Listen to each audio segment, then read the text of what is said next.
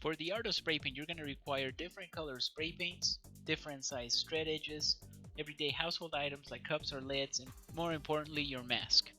My name is Arturo Lopez and I created Spraycasso Studios back in 1999. I've then been teaching people how to create master level paintings using nothing more than just spray paints and everyday household items. The beauty of this art is that you don't have to have a steady hand or know how to draw. All it requires is a little bit of imagination and some dedication. So join us, and you too can become a Spraycasso master. I will walk you through diverse techniques of creating beginner level paintings, intermediate level paintings, advanced level paintings, and we'll take your skill even further into master level paintings. So if you guys are ready to embark into a new art adventure, grab your spray paints and materials, let's get started.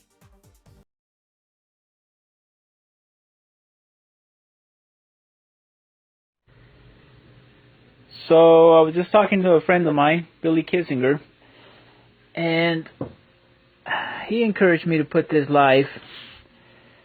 This is just one of the paintings that I was working on just for myself. Here I have to move the camera a little bit so that you can see some of the details. I've got a couple lights aiming at it. Alright, so this is the details I was working in. This is that new brush that I had mentioned in the last tutorial. Hey Billy, and you know what? It works great for doing details like this. So basically what I'm doing, just a little bit of white. We're going to use the soft tip brush. I don't know the name for it, guys. Hell, I didn't even know it existed until a few days ago, but you can find these apparently in some places online. Not a whole lot of arts and crafts stores carry them, but here they are. I was actually going to get some of these manufactured, so I got a couple samples of them. If you can find them cheaper, guys, go for it.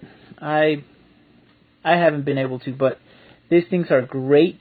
They're soft tip tools, and I've been using them to do some of these finer details.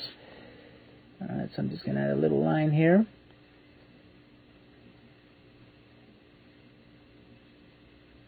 And see, what I like about it is that you smear the paint. You tap it and then you smear it.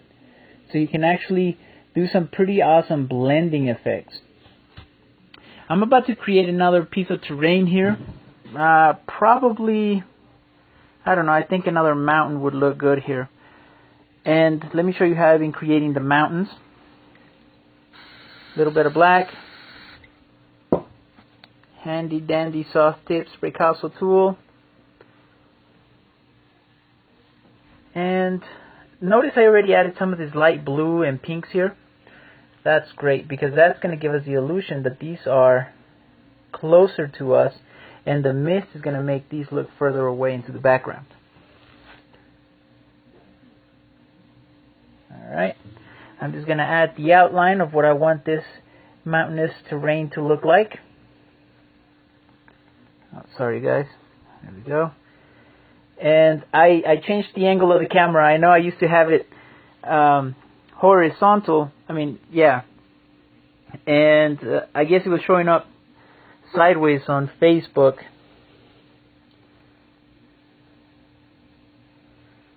So this time I did it right.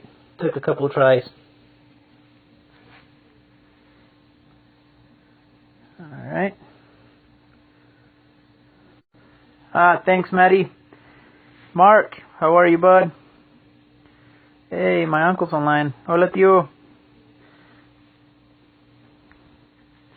Alright, let's just add a little more terrain right here. This tool is amazing. I love the way it blends the colors together. Here, I'm going to see if I can see that. That's probably a little bit better. We don't get a whole lot of the glare from the cameras.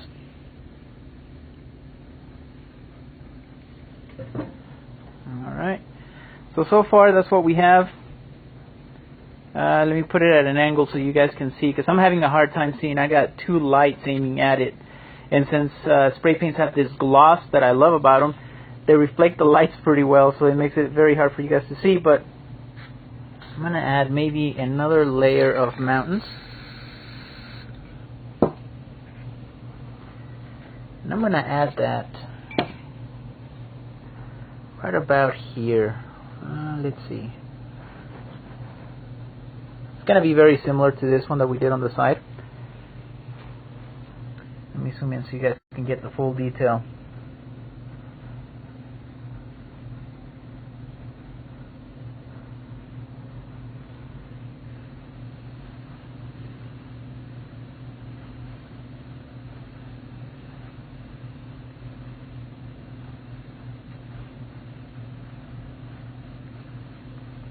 Alright, coming along, huh?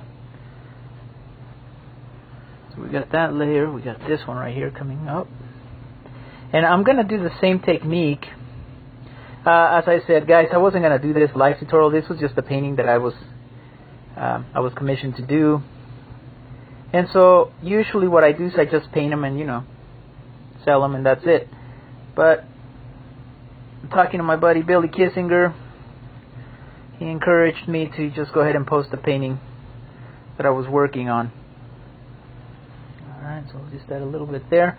Now what I'm going to do here, I already have the blue and the pink, which when you mix them you get this nice purple effect in between them. It's already on the canvas.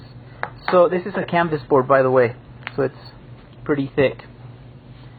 So what you do in this case, you add a little bit of clear coat and get that area wet once again. Now with your finger, my finger's pretty dirty, but here we go. I'm just going to come in here and I'm going to blend these colors. Let me see if I can get a better angle.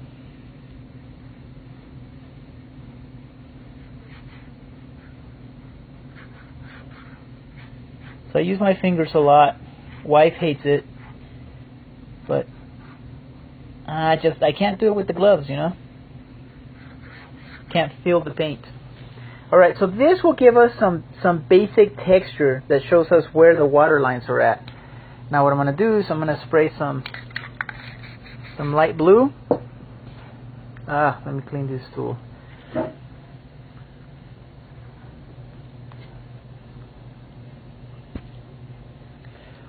Alright. So I don't want to contaminate my paint. So just going to clean this tool out. That's not bad. So I'm going to put a little bit of blue. Then we're going to come back over here and we're just going to add some of that blue. Wow, I really wish I can change these lights. Let me add, maybe right here, can you guys see that?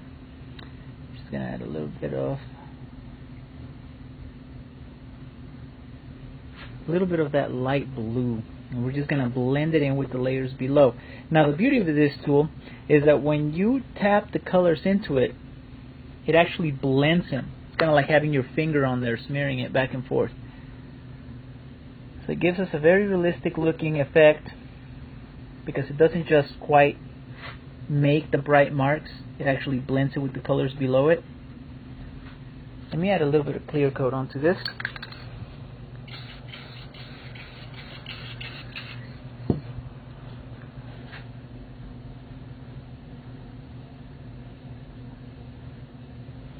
And just kind of get that water texture on there. Now I'm using the broad end.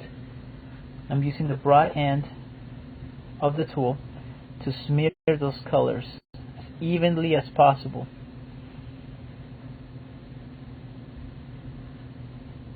Okay. Just going to get as close as possible to our terrain here. You don't necessarily have to go right on top of it. Alright. Now I want to stay consistent with the light source. See, we have the light source coming from here somewhere. So all our light sources are being highlighted on this side of the mountains. See that here? So I'm going to show you how I do that. You can do this with this tool. You just add a little bit of light blue. Tap into it. And you just add it here on the edges.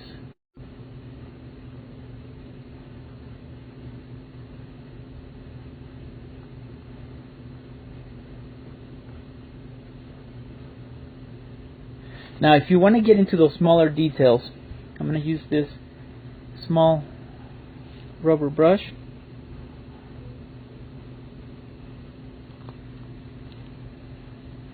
See that? Let's see. I'm gonna do some finer details right here.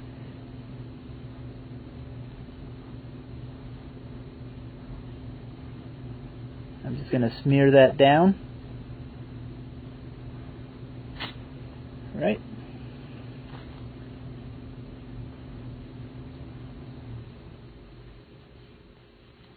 So see, it's pretty easy to get some of those details in there.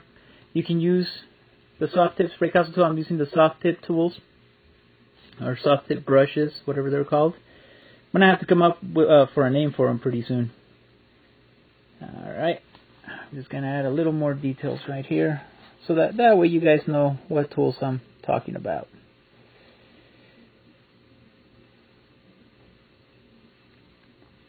And so see, what I love about this tool, notice how it's smearing the paint downwards. It smears it with the colors below, so it gives you this very rocky terrain technique that you can use to create pretty detailed landscapes. The beauty about these tools is they're easily clean. Once you're done, you just use a little, I use a little rag. You can use paper towels and clean them. And that's it. Ready to move on to the next color. Alright, so I'm just going to add a little bit here. Well, I was thinking about calling them spray paint brushes, you know. Here we go. Only because they're made out of rubber and they're spray paint friendly. I had a couple of brushes that were pretty expensive, and you know, I thought that maybe if I cleaned them, they were going to be fine. Well, I was able to use them a couple of times, and then they got really hard, and that was it. Murder, she wrote. So I really like these tools that you can use to replace ordinary brushes. Let's take a look at that. Alright, so we got that done. Let's do the same to this end. Right there. Alright.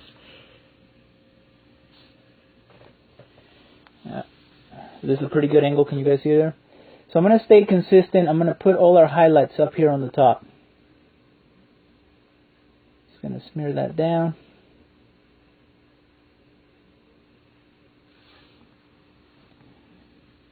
That almost looks like a little goblin face. Look at that.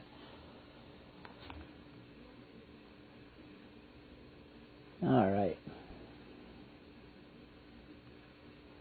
So I'm going to use the bigger tool here, the soft tip Spraycasso tool, just to kind of speed things up a little bit.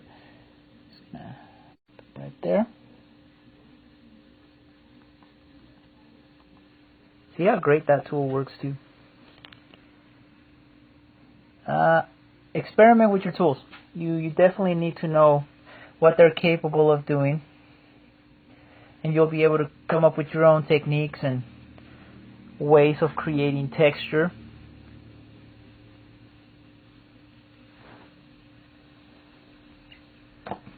Okay, does that look pretty good?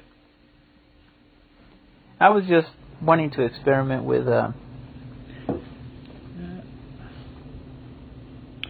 landscapes, just, you know,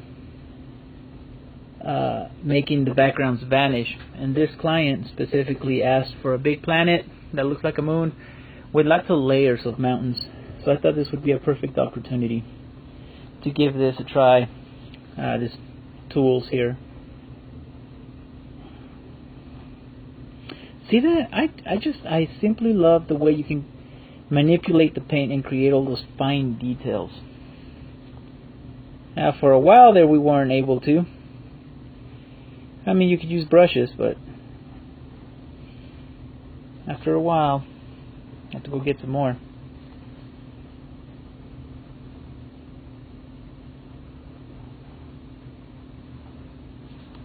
Alright, let's see. You know, I don't like the way this looks right here. It's kinda, I think you could use a little more texture. It's too smooth.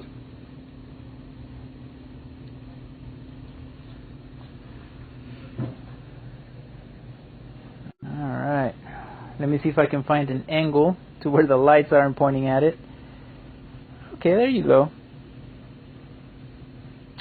I think I'm going to start adding some plant life right about here. Maybe even some right here.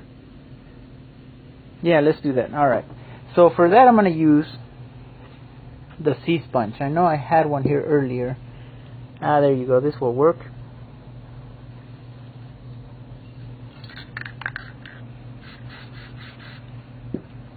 Okay. So I'm just going to grab a little bit of the sea sponge. Tap into that. And let's begin. I'm not too worried how this is going to come out, because everything is correctable, right? We can fix everything. So let's do a layer. I want to create a layer that looks kind of like a bunch of trees in the background. Alright. Maybe these brush strokes need to be a little smaller here.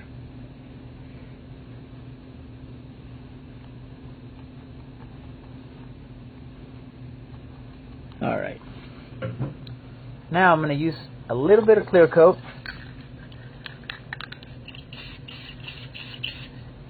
You know what, guys? I'm going to turn off one of these lights. See if things get better.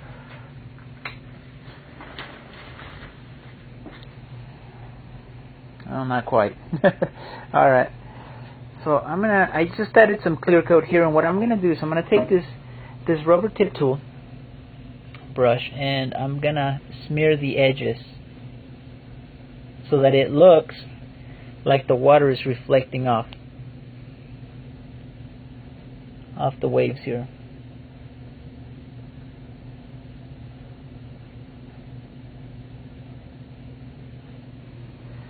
Alright, what do you guys think? I could probably add a little layer of mist there, and I think I'll do that, but I'm gonna need both my hands, so I'll do that at the end. Let's add some plant life right about this area. Now this is gonna be a little bit smaller, so see what I'm doing here is I'm just practicing, and I'm just, you know what, I'm gonna start off right here, right about here.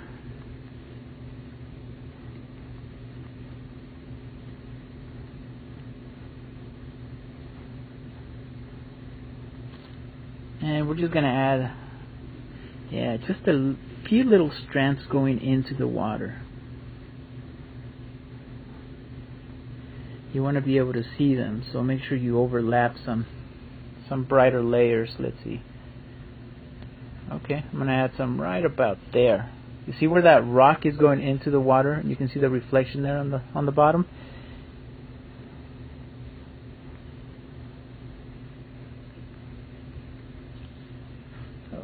Do that again.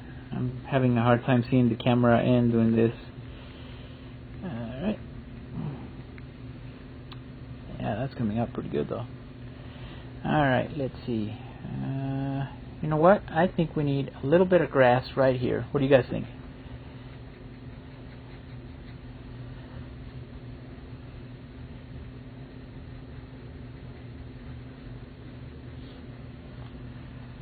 Yeah.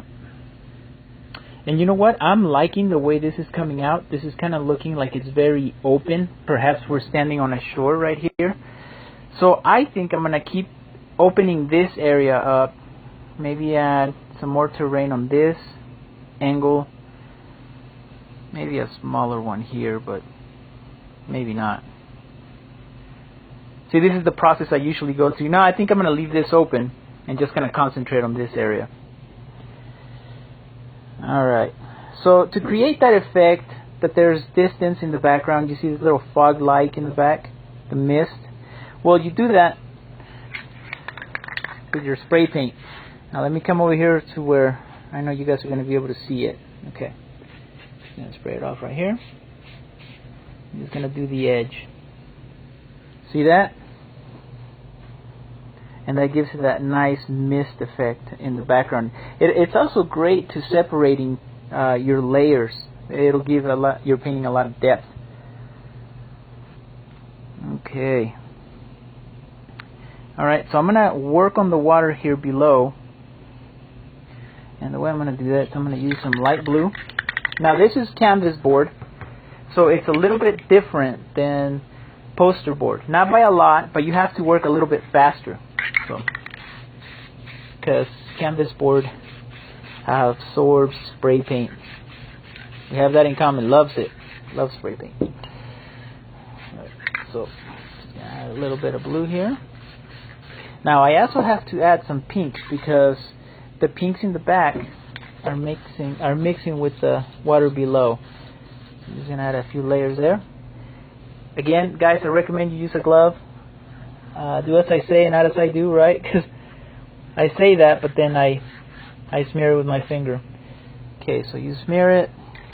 I'm gonna add a little bit more clear coat. Oh, that wasn't clear coat. Well, that's fine. A little bit clear coat. And I'm gonna start smudging that paint together. Okay. Well, it's coming out. Guys, I'm gonna have to cut this tutorial a little short. I'm gonna need my hands to continue to do some of this. But I will give me about 10 minutes and I will be logging on again so that we can continue where we're at here. I need to add a little bit of that mist in the background as well. So stay tuned. I will be right back.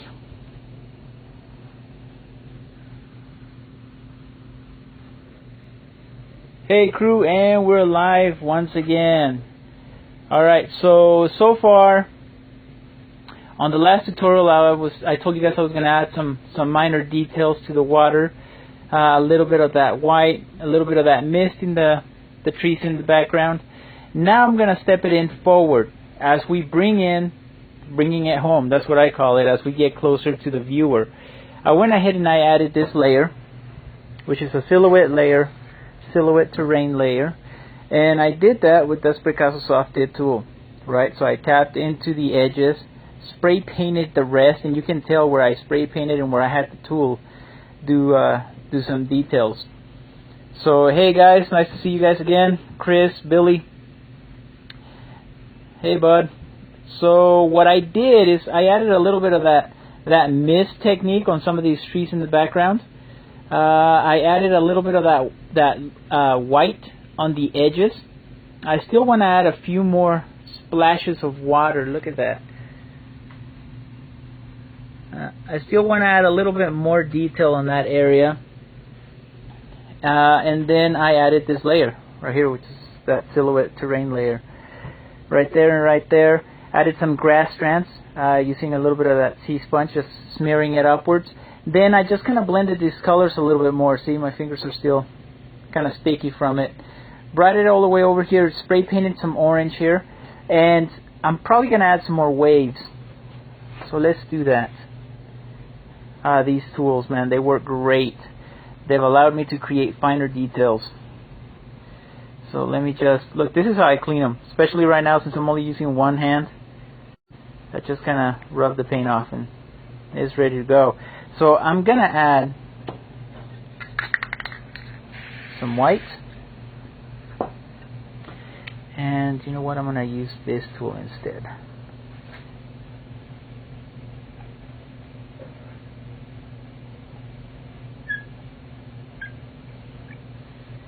Just going to tap into that.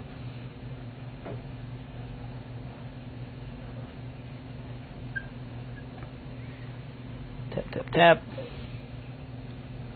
Maybe just do a little bit of that outline and then blend it in into the water behind it. This will look a lot better when I start adding the finer details. So I smeared the colors into the background. Now I'm going to use this tool to create some of these finer details. Now to create these, you can use a magazine sheet if you don't have this tool. Yeah, we've been doing this with magazine sheets for a long time. It's just this tool makes it a lot easier. And then see at the top, you just kind of blend that into the color below. Look at that. Perfect. Okay, just gonna add maybe a little bit of waves right here.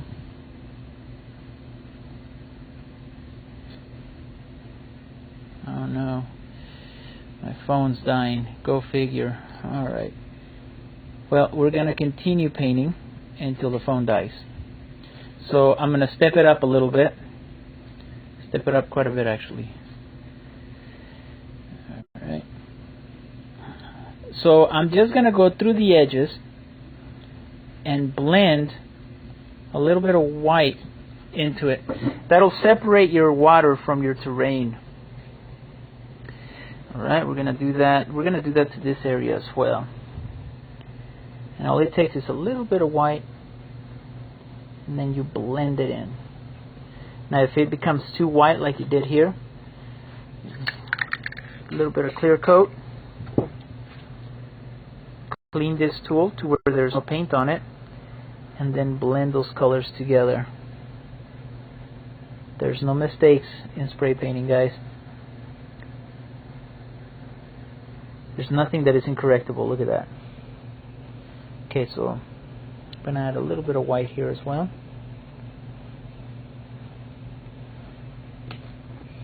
Then some clear coat.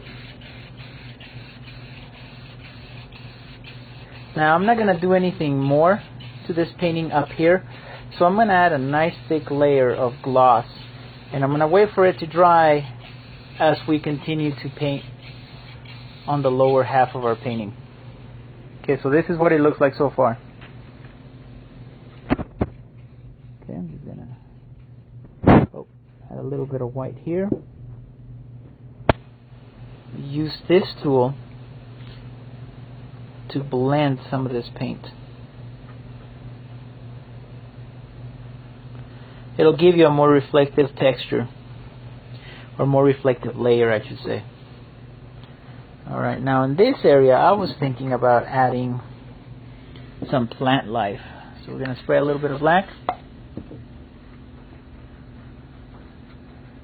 Just going to practice. Okay.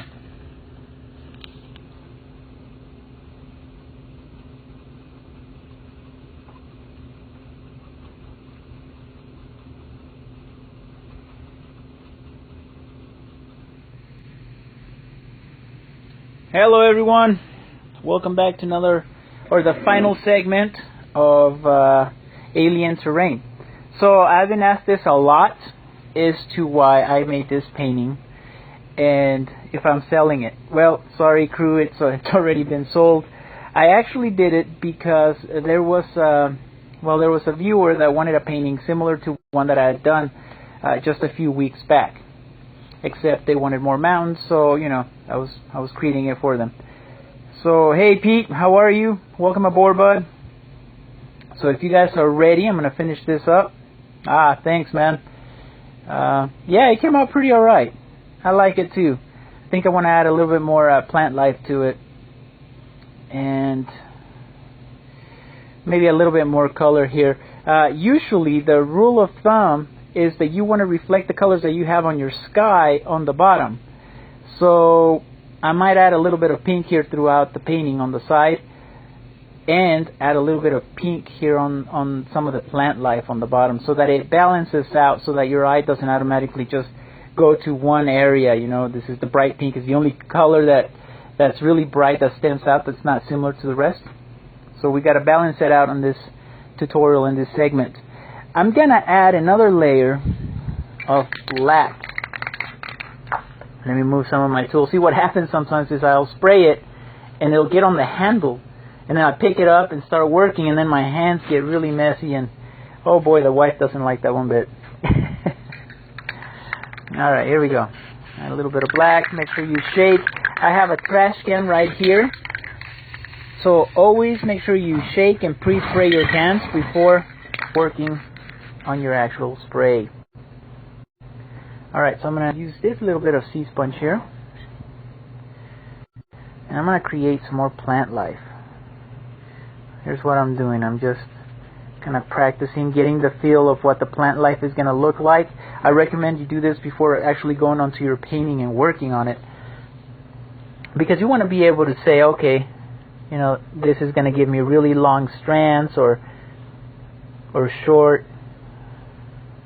In this case, it's a nice combination of both. I like it. See, that's that's exactly what it's going to look like. So I'm just going to add a few more.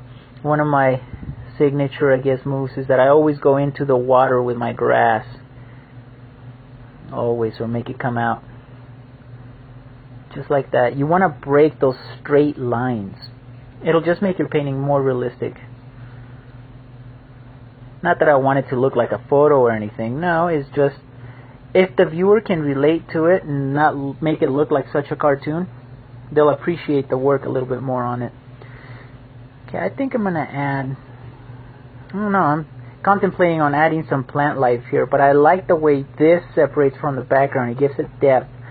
So I may not. I may just add a little bit of grass strands here and maybe just overlap that a little bit. Yeah, see how that color came out almost transparent? That's because we didn't shake and pre-spray our can good enough. Okay, alright, so I'm going to try that again.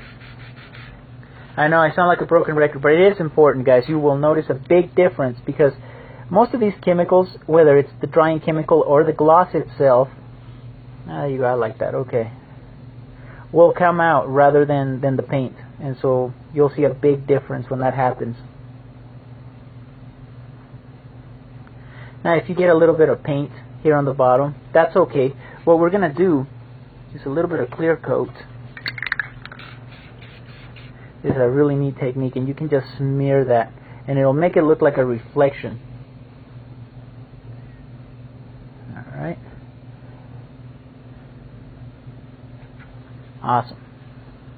Okay, I'm going to work on some. Now I started adding a little bit of pink here on the bottom, but I didn't like the way that came out. So I'm just going to add a little bit more black, kind of overlap some of that plant life.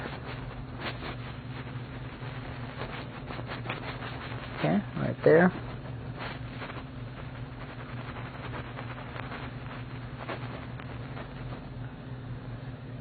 Just going to add a little bit more over here.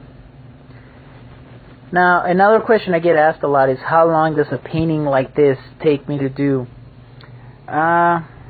It depends, guys. It really does. Sometimes I get more interruptions, or, you know, I gotta go eat. Or like yesterday, I had a phone call that lasted a little while. Still trying to work out getting the spray paints ready. You guys have no idea. That has been a nightmare. But, like anything, it's coming along. I'm just going to add a little bit more black here. So to answer that question, it usually takes maybe something about this much. Shouldn't take more than, if you spend the whole time and you're sitting there working on it, I don't know, maybe half hour. Because sometimes it's better if you wait for certain layers to dry before you come in here and start adding your grass. Let's say this wasn't dry and I started doing this with my grass technique, it would just smear into the colors in the background. So sometimes you have to kind of step back, wait for it to dry, and then come back and add a layer to it. Okay, I'm going to add a little more black. And this is all it takes. A little bit of sea sponge. I know I got a couple of emails yesterday, people saying, well, you can use the foam brush. I don't recommend the foam brush, guys. I don't really like the way it looks. It looks too flat. Just not a big fan. Okay, I just added a little bit of plant life going on there. Kind of looks like it's in the background. Maybe I'll do the same right here. I'm not sure. They can be maybe little trees, maybe just an alien plant. But it looks close enough to home that the viewer can relate to it. Alright, so I'm going to add a little bit of blue right there. Okay. There's my handy dandy soft tip Spraycasso tool. As you guys seen, a lot of different techniques have evolved by the use of this tool, and I can already foresee a lot of techniques coming out from the use of those. Very nifty. If you can find some of these, get them. You can find this tool on my website. I was going to get those specifically made for us, guys. The manufacturing company was definitely willing to work with me, but it was going to be a little too expensive for retail. So if you can find another company that can do something similar to those tools, I recommend you guys jump on it. And a little bit more blue. I don't know if you guys can tell the difference. Yeah, this blue looks a little bit darker than the first spray. Again, it's because I didn't shake and pre-spray my cans. Now to create highlights, I'm trying to stick with the same colors that I used up above. So I'm just using light blue. Now notice how you can just tap and smear, and that gives you more realistic looking terrain, because some areas will look lighter than others and some just blend into the background. So I'm just going to add a few here.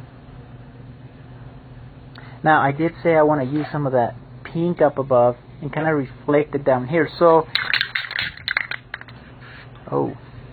here's the problem with some of these cans, is that the tips get clogged up.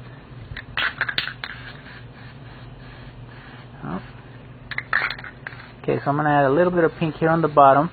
Now, pink, when you mix it with orange, it tends to make the orange look a little more vibrant. Alright, hold that thought, guys. I think I'm out of pink.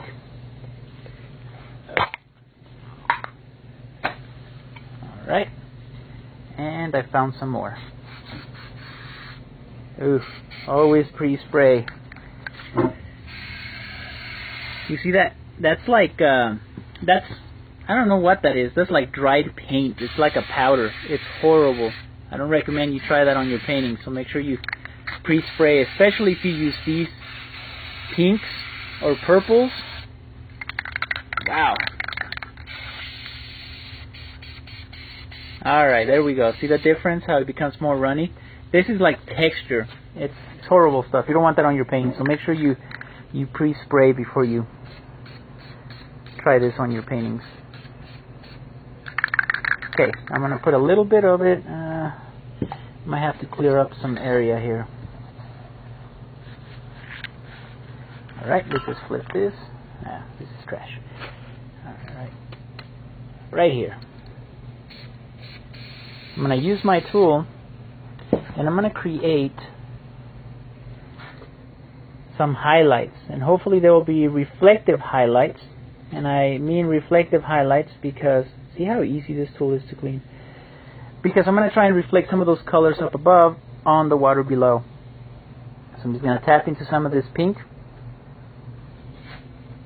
Try and add a little color to our painting here. Now I use the broad end of the tool when I want to smear it, and I use the straight edge when I want to create a straight line. Now I know you guys are probably thinking like, hey dude, that's really standing out. May not look that good right now, but it will. So keep in mind this painting has been dry for about 12 hours, I'd say. I'm not a big fan of working with paintings after they're dry like this, but in this case I think we're going to be fine. Any more than 12 hours and you add a clear coat or any color to it and it shrivels up. Oh, let me add a little bit more clear coat here on top. I want to blend some of these colors together.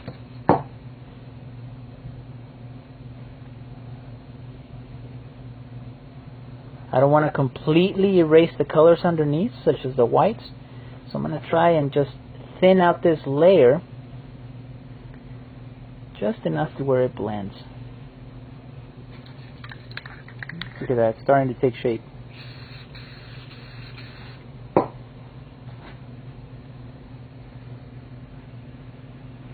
Again, you know, you might want to use latex gloves when doing this, because you don't want to make contact too much with the spray paint. Your skin will absorb it. There's some very harsh chemicals here. And your health is definitely very important to me. See, it's a little bit harder to blend the colors together once the paint is dry. It's actually very hard. I mean, having a little bit of a hard time blending them together, but it's definitely doable. You just have to work at it a little bit more than you would if it wasn't. We're going to go through and add some more white highlights so that it gives the water a little bit more action. And I am going to add a little more pink to it. Just going to spray it right on it. Why not? Okay, I like this. I like the way it's coming out. I'm going to add a little more pink here on the top.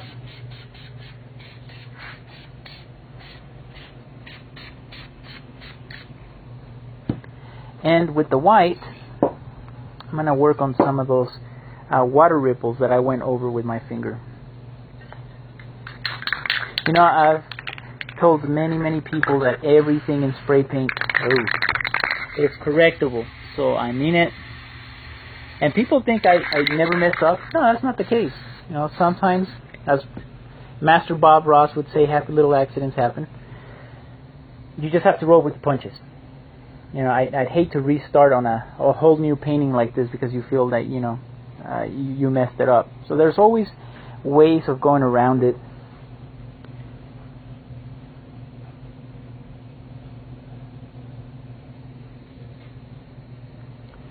What I like about this tool is that you can work, look at that, that's just awesome. I love working with the broad end to smear the paint together.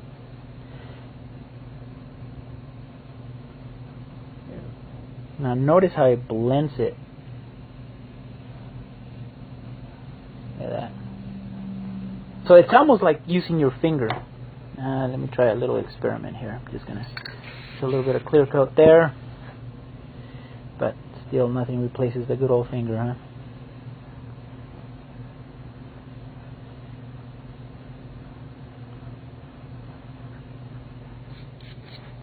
Okay, paint's becoming a little sticky on this area, so I'm gonna add a little bit more blue on it.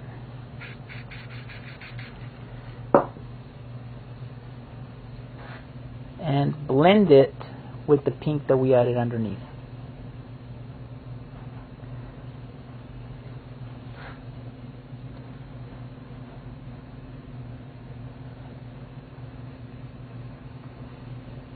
So I'm glad to see so many of you. I know I was wondering. I didn't want to make it too late or too early for everyone. I thought 6:30 Mountain Time would be pretty good.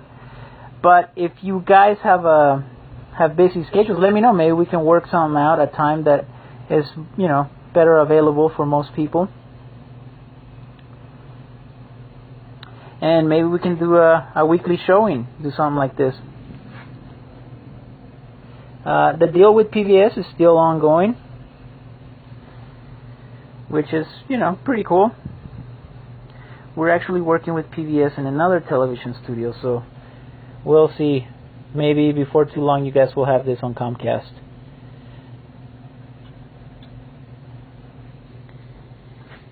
Okay, I like the way that's turning out. I think I want to add some more white here on the bottom. What shade of blue is that? Okay, you know what? That blue is just light blue. This is Rust-Oleum. Rust-Oleum 2X.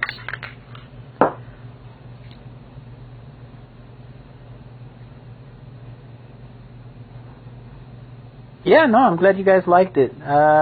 Hopefully, yeah. I think it would be fun to do something like this weekly.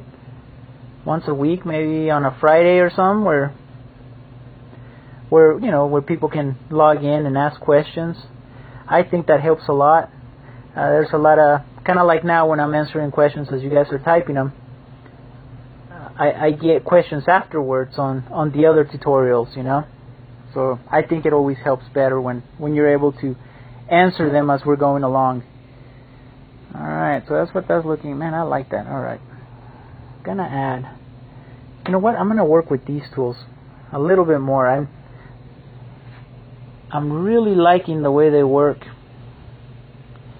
So I showed you guys yesterday, you can do some pretty fine details with them. And the more details you add, you know, the better. When I first started competing professionally with spray paints, and I used to go up against people that were using oils. Now, oils can take up to 3 months. I mean, if you're pretty good, you can take maybe even a little bit longer than that, because you have to wait for them to dry and then add layers and stuff. And so, you know, the real kicker happened when I started winning. And people were like, how do you do that? Well, you know, technique, that's one of the things I love about spray paint. It dries really quick. It's a love-hate, right? Because in one hand, it dries really quick. In the other hand, yeah, if you start adding layers to it, it's going to shrivel up or have some sort of a little reaction. Some people, I've seen it start bubbling it. You know, starts bubbling, creating some texture on the side. Love-hate relationship. I personally have worked with it for so much longer than I work with my other medias that I love it. Okay, we're just gonna add a little bit of white there, and I don't know, guys. What else do you guys think we should add to it? I don't know if I could, maybe a tree. We could add a tree here. Plant life. Yeah, you're right. Let's add a little bit of plant life. Now, for this one, I want bright colors, so I'm going to use maybe some yellow. Yeah, having to switch caps. As you guys know, some of these spray paints, they're really thick. These two, except for that light blue, were, you know, my sample cans I was working on my own brand of spray paints again, but I might have to wait for a little bit. And that's one of the things that I asked for them to be. See, as you can tell, they're a little bit lighter, so they're not as heavy as Rust-Oleum, so they don't get clogged up as much, but I still have to switch caps once in a while. Alright, so I'm going to add a little bit of yellow with pink. Yellow and pink make an orange. Okay, so it's really going to pop out, and that's okay because I want it to even out with the sky colors up above. I'm going to zoom in because this is a question I get a lot. How do I make my flowers? Well, first I work on the layer, the silhouette layer. I create the stencil where I want my flowers to be, kind of like here, and then I simply start adding the flowers on top of that. And see? Very easy, right? And a little bit here. Let's see, where did we add some more? Right here? Okay.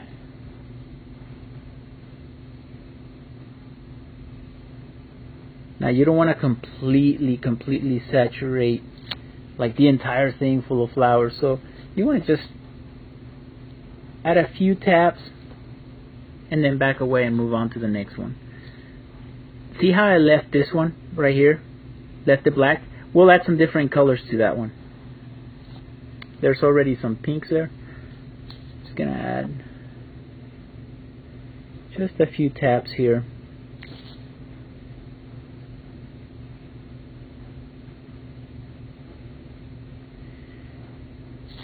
Remember we added some up here. Alright. So let's take a look, see how that's coming out. Thanks for the likes, guys.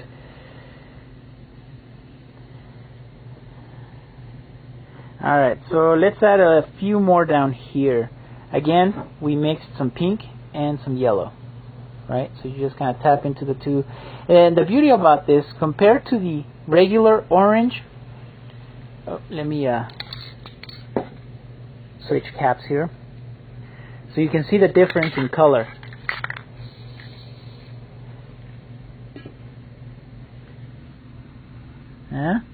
So I tend to like this orange better, this combination of orange. And so you can see the orange right there. It has more, it's vibrant. It stands out a little bit more. And you know what, to show you, this is a new sponge. I'm going to use some of this orange here. And I'm going to put it right next to the other colors. Let's wait for the camera to, let's see right here. You see the difference in color? I personally like this one better. So that's why I mix my own orange there. And I thought I'd explain that because, you know, I've answered that before and people are like, well, my orange doesn't look like that. That's because most times, guys, I mix it. And when you mix it, you get a little variance between the pink and the yellow. So it stands out. It stands out a little bit more.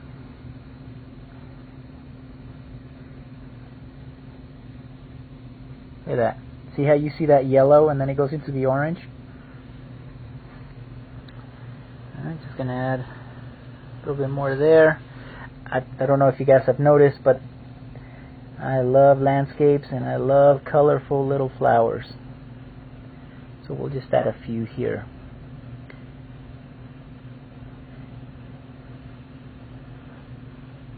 Now you can also turn these into little grass strands.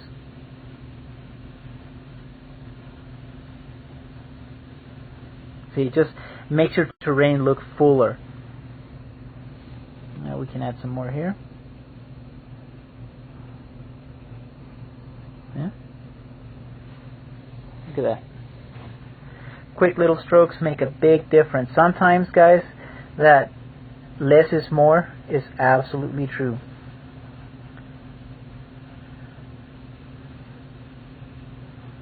Alright. Okay, I think I'll leave this for now. I'll add a few more back here.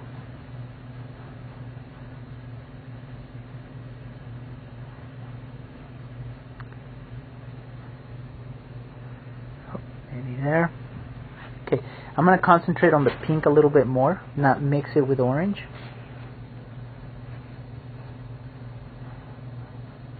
Oh, that's too much. I didn't tap first. Okay, just a little bit more here. Now here I'm pushing on my sea sponge a little bit more so that the flowers look bigger. Just so that there's a difference, so that not only the color look different, but also the petals, if you may. It'll look like a different flower.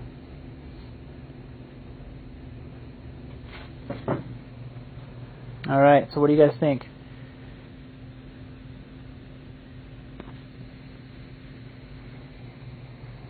Alright, let me take a moment to look at the comments here. How to price your work. Okay, well that's a good one. At first I used to charge, you know, per painting. When I first started, it was $10 a painting. So it was $10 whether you bought the painting from me, or $10 if you wanted to come to this side and I would walk you through to making your own painting. As time went by, I started charging per painting what I would spend on materials. So if I spent on materials, say $30, which I think at the time that's what it was $30 a night, then I would charge $30 per painting. When I started winning in competitions in the show and all this other stuff, and my name got out there in the world of art, I started charging a little bit different. In galleries, not that I was like really stuck up on it, but in galleries, it had to go up because there was artist fees, monthly fees, hanging fees. When you framed the painting, you know, that was another $1,000. So, and I had to make your money back somehow, right? So that's my paintings were selling for, you know, $3-4 grand. Now that I am going to be in a gallery here pretty soon, but now that I'm not really in the gallery, I usually sell a painting like this for about $200 to $300. It's really up to you how you price it. I know I had an artist tell me that he charged per day. So he would charge $1,000, and if he made 2 paintings in that day, then he would sell each painting for $500. That was his technique. That's how he did it. I think everybody's a little bit different. For me, man, I love my paintings. I hate to get rid of them. But, you know, like I said, something like this. In fact, I sold this one for about $350. That was just what I felt was pretty fair. It's up to you, Pete. I also, you know what? Size. Size is important. This one is a 18 by 24. Some people charge per foot. I know one of my buddies that does this full time charges. I think something like this would probably be about $200. So let's see, what's another one? The pink. Yes. Well, you know what? That pink was made just for us, but I think, or was it that one? That one was made for us. I think that one is Krylon. So, in fact, look, I have one right here. Krylon fluorescent. This is what I used to base the company that was making my spray paints. You know, they kind of took the shade off this pink. So, Krylon, guys, Krylon fluorescent. It's very powdery though, so when you spray it, look at my table. Look, and this is just, it's powder. It gets all over the place, but it works great. You might have to use a little bit of clear coat once you're done spraying it, so that it stays on your painting. All right, let's see what else.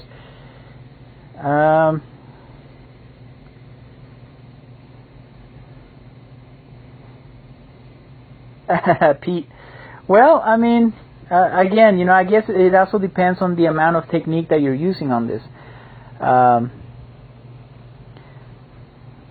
don't know what to tell you, Pete. Yeah, $20. I think you kind of are underselling yourself, buddy.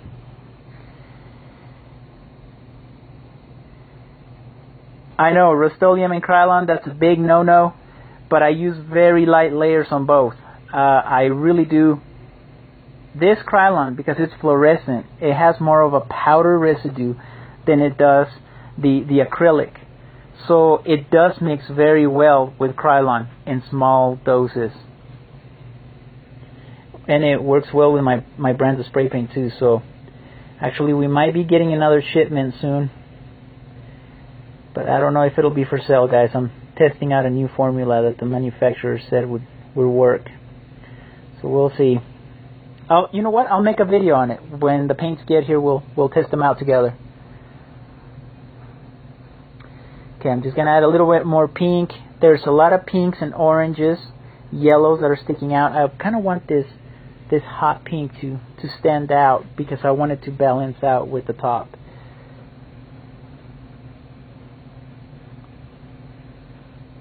Alright, just going to add a little bit more here. Now, blue and red is very overpowering.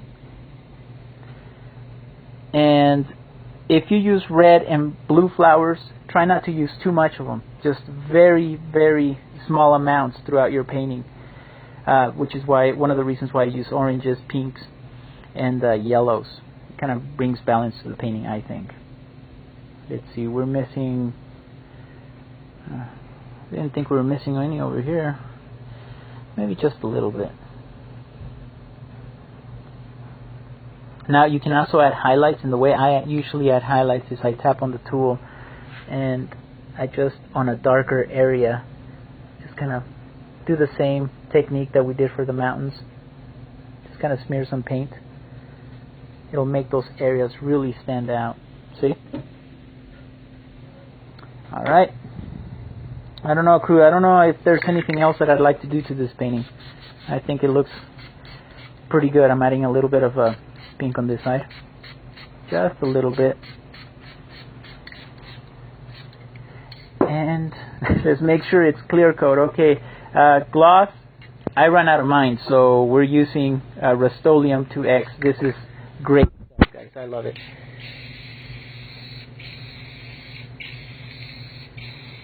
I know I added a coat yesterday, and I'm gonna add another coat today. I usually don't like to leave paintings, you know, overnight to dry. Mostly because usually if you let them dry completely, you get a nice little chemical reaction going on there, and you'll see that your painting will start to either shrivel up or bubble. In this case, we didn't have any of that. So I don't think I want to add any more layers to this, guys. I think that's complete. The dream technique, you know what? I don't know. The dream technique is great to focusing the viewer's attention in certain areas, And I think this is very well balanced. I think, let me see if I can put this up here. If I add the Dream technique, I think it'll take away from it. I will, however, add a little more black here and sign it.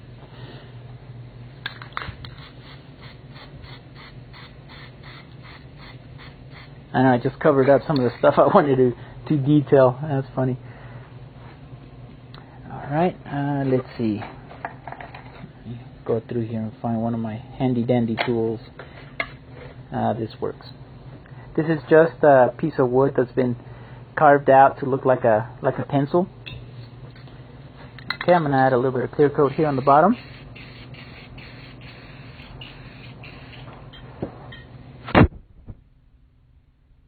So you guys have some homework. Think about, oh look at that, it's coming out really, really good with a lot of the paint. Think about a time that will work for you guys so that we can meet every week and do a painting together. I know I've been doing a lot of landscapes lately, and that's because I love landscapes, right? But if you guys want to see something else, we can definitely work on animals, maybe a tiger or, you know, whatever. So you guys have some homework, man. Think of paintings that you guys want to see and techniques that you guys want to learn, and we'll do this once a week. I think it'll be fun. All right, let me see. Let me take a look at some of the comments here.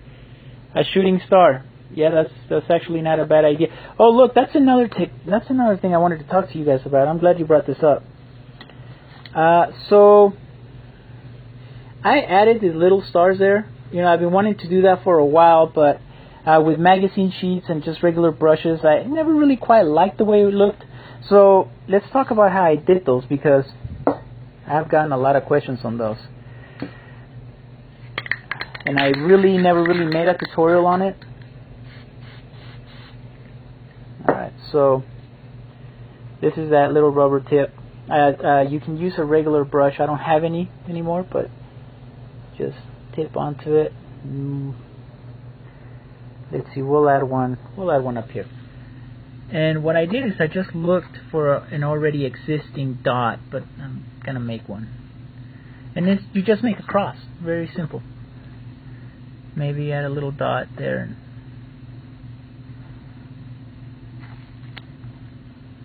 Oh, sorry guys. I'm taking a look at just a little, and then I just added a dot in the middle. Just kind of add the effect of the light source, right? Oh, added some birds. You guys know how to do that, right? Just with the little tip, dot, and then you kind of make like the shape of an M. So yeah, you can definitely add some more of those. Some stars. Shooting star. I don't know if I want to add a shooting star. I think if you make your paintings too busy, the viewer's not going to know where to focus. There's so much to see. That's, you know, I'm not saying it's a bad thing, but you want to make it to where they look at the planet and then just kind of skim down, and I don't know. You want to make it relaxing to them. If you add so much going on, very chaotic, you know, a lot of things, it might just distract them from actually appreciating your work. We could add one, but yeah, I think we'll skip on the shooting star. Let me see what other comments you guys. Is there any way for us to get in touch with you to ask more questions? Absolutely. We got Facebook.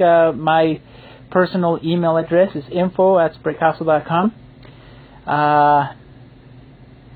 I do have a cell phone number that I use just for spray painting, and I don't happen to have it with me. Hold on, let me see.